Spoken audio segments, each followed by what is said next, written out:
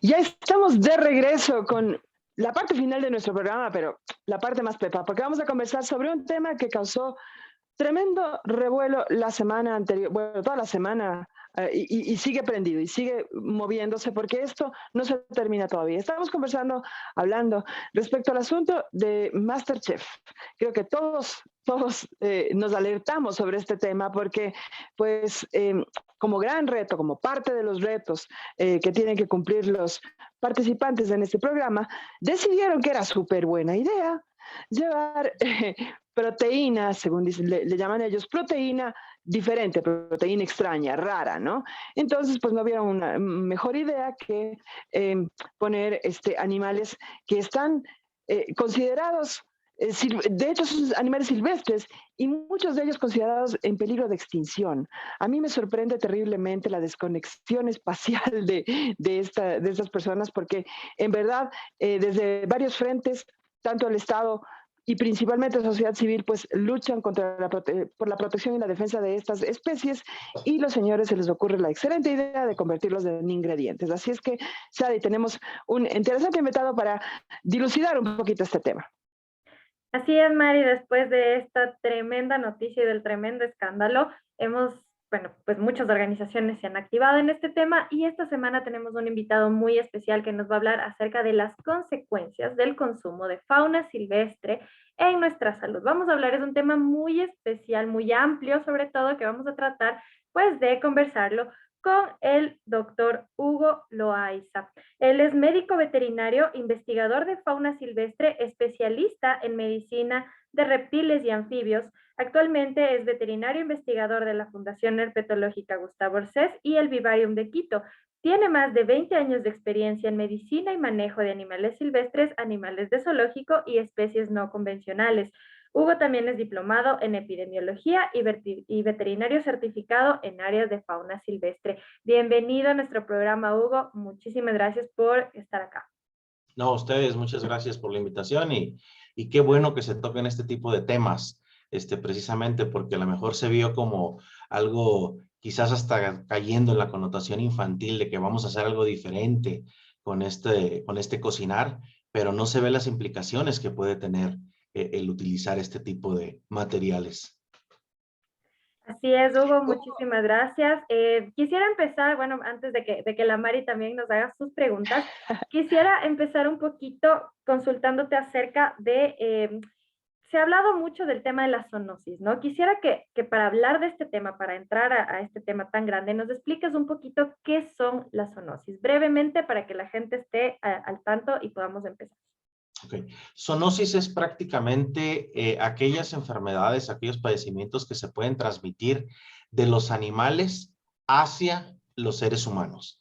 Esto no implica necesariamente y exclusivamente fauna silvestre, también connota cualquier tipo de animal, llámese doméstico, llámese una mascota, por ejemplo, también nos puede transmitir algún tipo de enfermedad, pero en este caso vamos a hablar de lo que es fauna silvestre.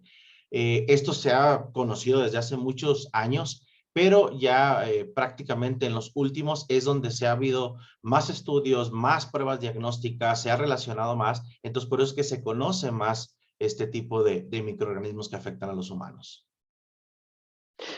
Hugo, siempre nosotros, por supuesto, pues nos preocupamos, como digamos, en orden, ¿no? A nosotros nos asusta mucho, nos preocupa mucho la destrucción de especies, el atentado hacia los animales y todo lo demás. Y claro, siguiendo esto, nos preocupa tremendamente el tema de la zoonosis, ¿no? Las enfermedades que pueden transmitir estos animales.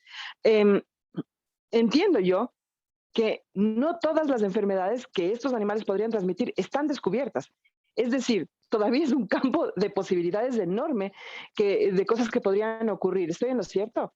Claro, de hecho, dices algo muy importante. Una de las opciones principales de la aparición de zoonosis también es la destrucción de los hábitats.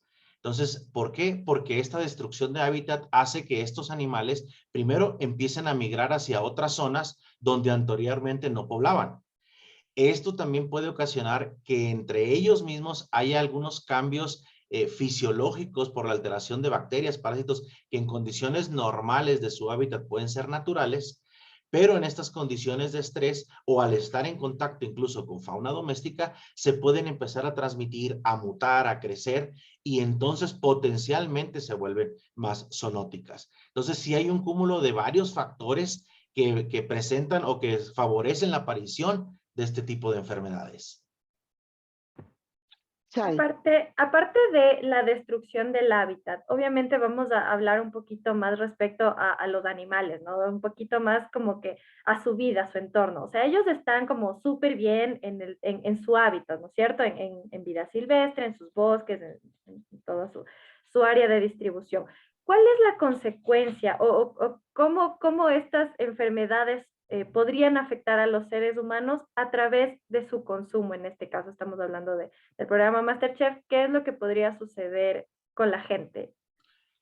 Aquí tenemos varios factores. El principal de ellos es, uno, el hecho de adquirir fauna silvestre. Ecuador tiene como principio y como regulación que no haya comercio, tanto de fauna silvestre como de algunos productos o subproductos de ellos. Hay algunos otros países que en teoría tienen consumo legal, pero tienen que ser ejemplares que son de criaderos, son de centros de crianza específica para alimentación. Pero ¿qué es lo que viene aquí?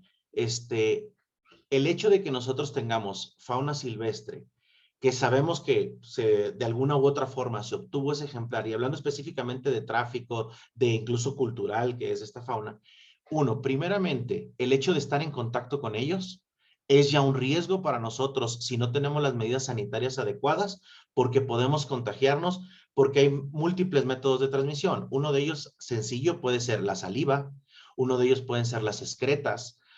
Simplemente el hecho de manipularlos sin guantes, puedes nosotros estar en contacto con su piel y tener algunos microorganismos que pueden ser potenciales zoonóticos a nosotros. Ahora, cuanto más, si vamos al hecho de que de repente manipulamos la carne, que no sabemos si fue hecha en un rastro con certificación adecuada para el manejo de los cárnicos, pero si nosotros manipulamos en crudo, también hay muchos microorganismos que se nos pueden transmitir, y más si lo consumimos de esa forma. Es terrible, Hugo, la ligereza con la que tomamos este tema en medio de una pandemia. Claro. Es tan absurdo. Y Hugo, de tal vez hay hecho, algún...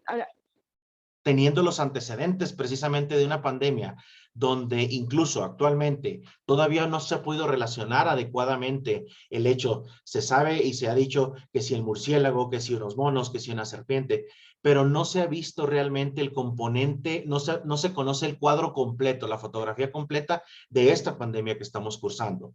Entonces, esto es como echarle un poquito más de leña al fuego. Entonces, porque precisamente de una u otra forma, el programa quizás, vamos a pensar infantilmente, no lo quiso hacer con esa intención, pero de repente es el hecho de que si yo veo un platillo culinario que me gustó, a lo mejor me va a quedar de que, ¿a qué sabrá este animalito? ¿A qué sabrá este otro? Ah, mira, se ve muy rica su preparación. Entonces, eso también es una forma como puede fomentar el hecho de que, bueno, voy a ir a buscar este tipo de alimentos, ¿dónde los puedo adquirir? ¿Dónde puedo conseguir? Para ver lo rico que dicen que sabe. Terrible. Shadi. Totalmente de acuerdo. O sea, la indignación de muchas organizaciones es justamente porque con los pocos o escasos recursos que se tiene para tratar de proteger estos animales, ¿no? De proteger sus hábitats y de proteger también nuestra salud al final de cuentas. Claro. Un programa, lo que las organizaciones hacen con la mano se borra, pero rapidísimo en un programa de alta audiencia, ¿no? Entonces, aparte de esto, ¿cuál es la consecuencia? O más bien, ¿cuál es el punto de vista ético de comer estos animales? O sea, para la gente que no tenemos la necesidad de hacerlo, no como las cuestiones de los pueblos indígenas, que quizá, bueno, ellos de alguna manera no pueden evitarlo o no existen otras alternativas, pero para la gente de la ciudad, los que vivimos y tenemos alternativas de sobra de alimentación, ¿cuál es tu punto de vista ético respecto al consumo de animales silvestres? Mira, aquí hay varios factores. Como bien mencionas, Por ejemplo, se sabe y hay estudios que en la Amazonía hay comunidades que el 70% tiene que ser de su alimentación proteica en base a fauna silvestre. Y hay estudios que se ha comparado que comunidades de algunas localidades cercanas donde no consumen fauna silvestre, la aparición de este tipo de enfermedades dista muchísimo de esta cuestión. Aquí tocas un punto importante porque, como mencionaba, es multifactorial. De entrada, el hecho de nosotros consumir carne va porque los gobiernos, porque las secretarías de salud, etcétera, tienen mecanismos ya regulados para el control de este proceso de elaboración o de tratamiento de cárnicos. Es decir, los animales tienen que estar clínicamente sanos, tienen que haber pasado por inspecciones veterinarias, exámenes, tienen un rastro donde adecuadamente y con todas las normas de cuidado animal, de bienestar animal, son sacrificados, hay un procesamiento, hay una cadena fría, hay un almacenamiento hasta el consumidor final. Entonces, si tomamos en cuenta eso, de entrada es difícil que los países tengan un rastro, tengan un mecanismo para fauna silvestre. Entonces, ¿qué pasa con esto? La mayoría van a tender a hacer traspatio o van a hacer sacrificios clandestinos para poder realmente surtir. Entonces, ¿qué pasa con eso? De entrada, independientemente de enfermedades zoonóticas, debemos de tomar en cuenta que que todos los productos de origen animal, si no tienen una cadena fría, un buen almacenamiento y transporte, va a haber bacterias que van a empezar a crecer, que van a proliferar y que entonces al consumirla nosotros con una higiene deficiente, nos van a causar daño. Y necesariamente no son enfermedades zoonóticas como tales por crecimiento bacteriano. Entonces, cuanti más, si no tenemos un control y no conocemos los antecedentes de esos animales, es decir, yo saco ¿qué es lo que pasa con esto? Yo saco a X especie del hábitat natural, de entrada es un estrés para el animal. Este estrés va a causar que el sistema inmunológico del animal se altere. Entonces, microorganismos que eran de forma natural, que tienen natural en su cuerpo, en su organismo, van a empezar a proliferar. Aunado a que el tráfico de especies, normalmente no tengo uno, tengo varios, los tengo en confinamientos muy pequeños, no son las condiciones adecuadas de transporte, hay incluso mezcla de especies diferentes. Esto hace que entre ellos haya un intercambio también de microorganismos. Entonces, cuando ya lo sacrifico al no tener esta higiene, entonces es prácticamente una bomba de tiempo que estoy ocasionando. Entonces, porque ya es multifactorial. Y esto también, ante un brote, ante una pandemia, ante esto como lo que estamos presentando, este tipo de consecuencias, al rato tenemos muchos microorganismos que a lo mejor incluso era el animal en cuestión, era un hospedador intermediario, ni siquiera era de él que tuviera esa enfermedad, pero al estar en contacto y todo esto que les menciono, entonces ya es un potencial mucho más zoonótico. Por eso de repente es difícil el poder discernir de dónde viene. O sea, el qué lo ocasionó, cuál fue el origen real, porque puede ser multifactorial. Entonces, te digo, es una bombita de tiempo y es una receta con muchos ingredientes para una catástrofe. No lo has podido describir mejor. Una receta con un montón de ingredientes para una catástrofe que puede ser más o menos como la catástrofe que estamos viviendo, porque en realidad nos cambió la vida, la pandemia nos cambió la vida. Hugo, se me pone una pregunta. Ventajosamente aquí en el Ecuador los zoocriaderos son prohibidos, sin embargo en Colombia no.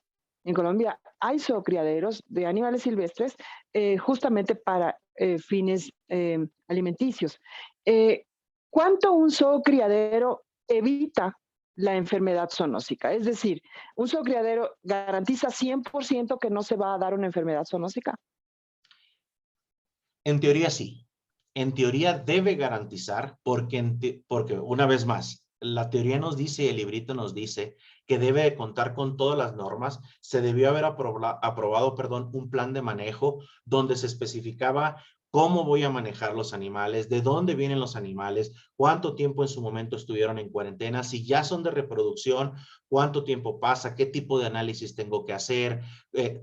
Prácticamente los animales tienen que estar clínicamente sanos y libres de cualquier enfermedad infectocontagiosa. Esto es lo que nos dice el librito. La realidad es que hay muchos criaderos a nivel mundial que yo tengo permiso para X cantidad de ejemplares, yo digo que estoy reproduciendo esos ejemplares, pero de repente si mi mercado aumenta y mi reproducción, seamos realistas, no puede ser o no puede crecer exponencialmente así, de repente hay capturas ilegales y los meto como parte de mi criadero. Terrible. No estoy diciendo ni apuntando necesariamente a nadie, pero esto es una realidad que pasa. Entonces, en estos casos difícilmente puedo tener ese control. Entonces, si hablamos que en teoría debo de tener exámenes de laboratorio que me avalen que están sanos, incluso no nada más queda en que yo satisfaga y tenga bien mis ejemplares o sanos. También viene el hecho de cómo está mi lugar de sacrificio, qué técnicas estoy utilizando, qué material estoy utilizando. Tengo que esterilizar, tengo que mantener, tengo que a lo mejor empaquetar al vacío. ¿Cuáles son mis cadenas frías para llegar al consumidor final? O sea, porque a final de cuentas muchas veces un criadero dice, bueno, yo me dedico a criar. Yo reproduzco, yo tengo vientres, yo saco animales, ya los tengo listos para un peso que me pide el mercado. Y luego, ¿qué pasa ahí?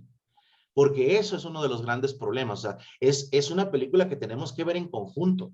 Desde dónde viene el ejemplar legalmente, porque en teoría un criadero, un zoocriadero que tiene permiso, debe de comprobar la legal procedencia de los ejemplares. Entonces, todos sus ejemplares debe de tener. Debe de reportar cuántos partos ha tenido, cuántas crianzas, porque tiene que tener permisos de aprovechamiento de esas crianzas. Incluso él debe de tener una responsabilidad con el hecho de ciertas cantidades, siempre y cuando no sean especies invasoras, poder tener programas para regresar a hábitat natural. Entonces, es algo complejo, pero realmente el seguimiento, muchas veces las autoridades no tienen los recursos, no tienen las formas de estar tan encima de los criaderos para poder ver que se lleve a cabo toda la normatividad adecuada. Entonces, esa es nuestra realidad y en muchos países pasa eso.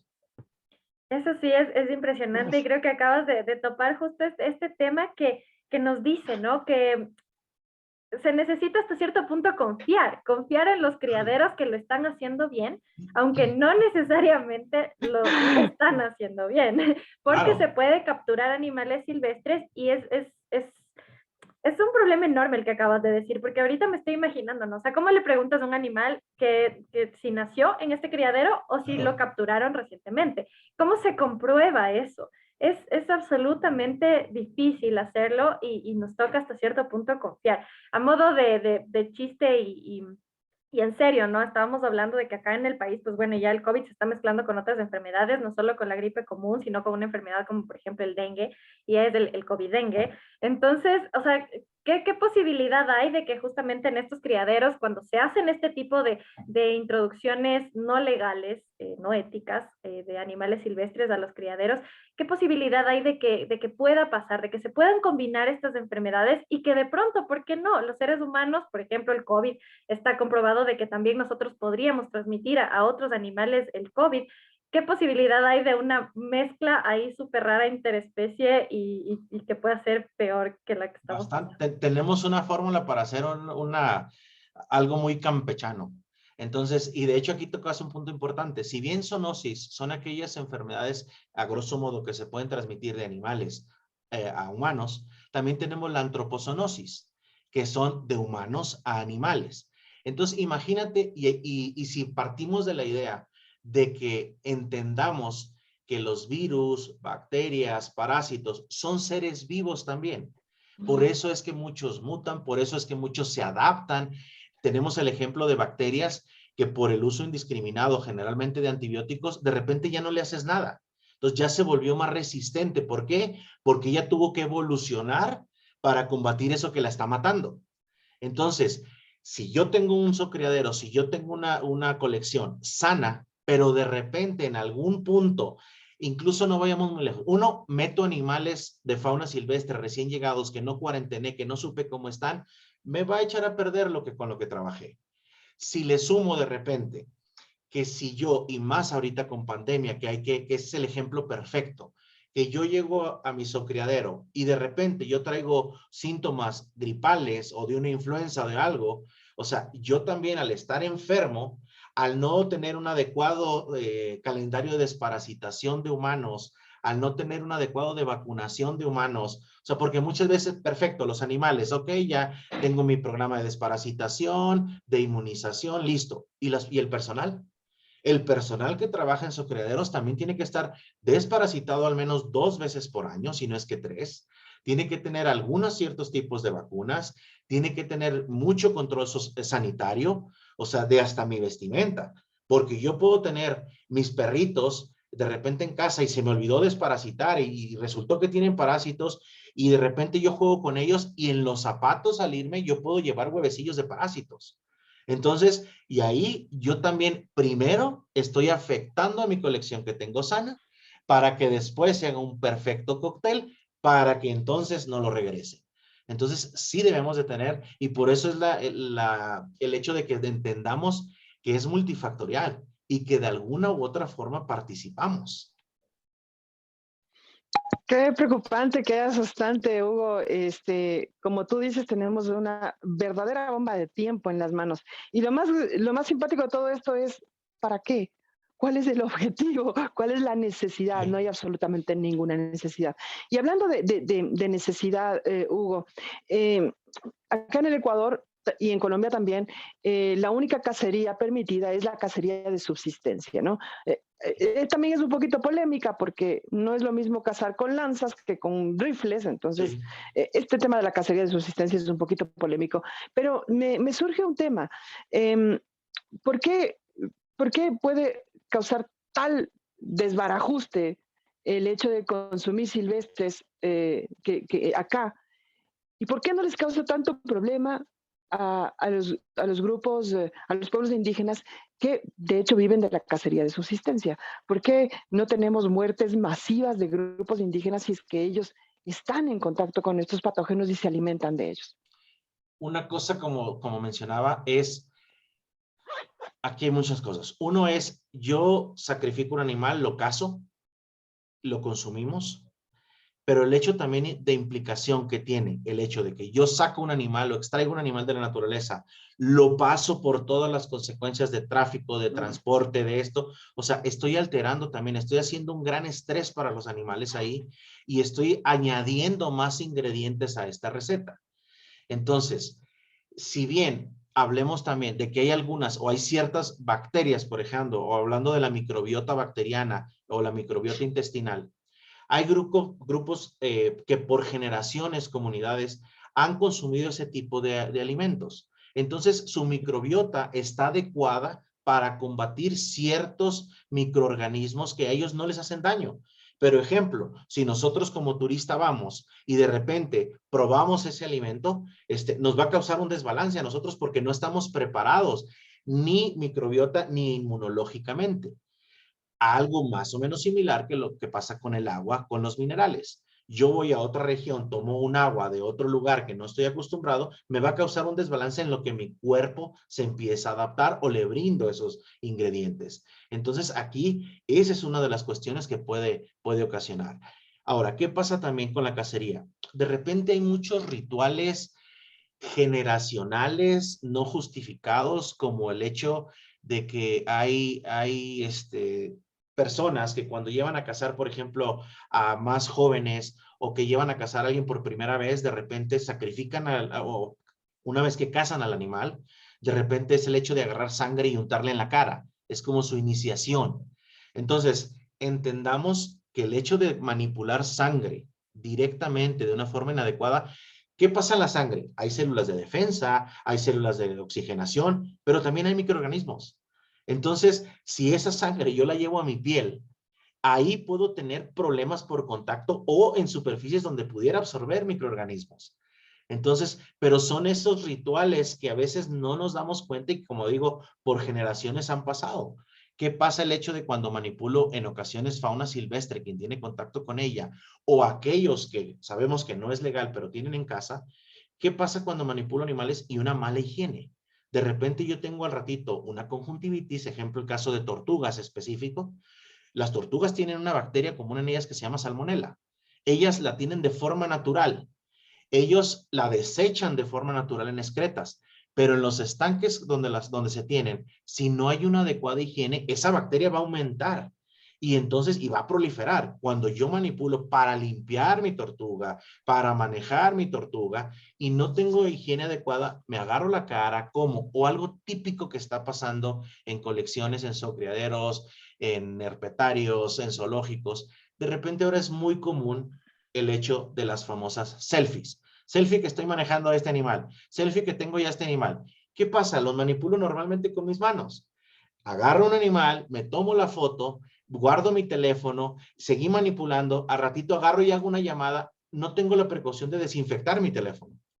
Entonces, al rato tengo yo un tipo de problema. Y lamentablemente muchos países apenas están empezando a ver que, ejemplo, y retomando el tema de tortugas, si yo llego con una tifoidea, si yo llego con una salmonelosis al hospital, lo primero que nos van a decir es, comiste en la calle, tuviste mala higiene y comiste algo por ahí, entonces ten cuidado, toma tu tratamiento. De repente no hay algo más que diga, a ver, ¿tienes fauna silvestre? ¿Estás en contacto con ella?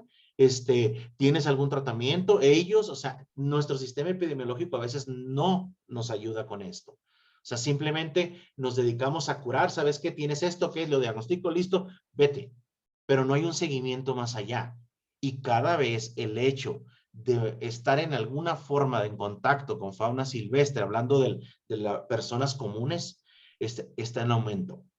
Ya no es difícil más bien que de repente sepas que alguien tiene un monito, tiene una tortuga, tiene una serpiente. Entonces, eso también es problemático, el no tener control sobre ello. Qué terrible. Como decía mi mamita, no corras riesgos innecesarios. Y eso es exactamente lo que estamos haciendo. Shadi, por favor. Totalmente, es preocupante y sobre todo entender que el tema de la zoonosis, las enfermedades o toda esta bomba de tiempo no está solamente en ir a un restaurante y pedir la carne del animal o un programa, ¿no? Está desde que agarramos el animal sin protección, desde que tenemos un contacto, sea directo o a veces también indirecto, con estos animales que podríamos estar generando problemas a la salud, no solamente nuestro, de nuestros familiares, de nuestra comunidad o del planeta, como sucedió con el coronavirus. Entonces, es un tema que, bueno, nos gustaría tener más tiempo para seguir conversando. Muchísimas gracias, Hugo, por tu participación acá. Deseamos también poder hablar más adelante de otros temas, por ejemplo, del tema de la gente que tiene estos animales como mascotas, ¿no? Podríamos también profundizar un poquito más en ese tema. Queremos agradecerte muchísimo, el tiempo se nos está acabando, pero creo que ha sido bastante esclarecedor, sobre todo, como decía la Mari, para no tomar riesgos innecesarios. O sea, no es necesario que estemos comiendo fauna silvestre para nosotros tener una buena nutrición. Tenemos un montón de alimentos a nuestra disposición. Claro. Y sobre todo, llamar a las autoridades, llamar a los programas de televisión a evitar este tipo de cosas. ¿Por qué? Porque el fomento del consumo de animales silvestres es un delito en nuestro país, es un delito en Colombia, es un delito en muchos otros países y por lo tanto debemos ser conscientes del problema que podemos estar generando. Claro, y sobre todo entender una cosa importante, que el salvaguardar la integridad de la fauna silvestre todos tenemos que estar involucrados. O sea, no es nada más dejarles el trabajo a las autoridades y que ellos hagan, órale, y por eso tienen recursos. No es cierto. No es cierto que muchas veces tienen los recursos que quisieran para poder combatir esto. O sea, es desde la persona que lo está traficando, pero también si lo está traficando y es un negocio lucrativo, es porque hay consumidores. Entonces hay que entender que realmente es un problema aquí multifactorial y que es un problema donde todos de alguna u otra forma podemos estar involucrados. Desde simplemente porque lo consumo o simplemente porque veo quién lo consume y no digo nada. Entonces hay que tener mucho cuidado y entender también que es en ambos sentidos. Si bien me voy a enfermar con una enfermedad zoonótica, pero también hay que ver nosotros qué tan participativos somos en que también la fauna silvestre se enferme. Porque lo típico es que a todos queremos ir a hacer hiking, todos queremos llevar nuestras mascotas a los bosques, a selvas. ¿Y qué pasa con esas excretas? ¿Qué pasa con esos microorganismos también domésticos que estamos llevando hacia allá? Entonces, y eso también es un riesgo en potencia porque pongo en riesgo la fauna, que haya crecimientos que yo en teoría no conocía o que pensaba que están controlados y al rato al estar en contacto, entonces se vuelve un problema mayor. Entonces, por eso entendámoslo desde ese panorama completo, de esa película completa, empecémoslo a ver.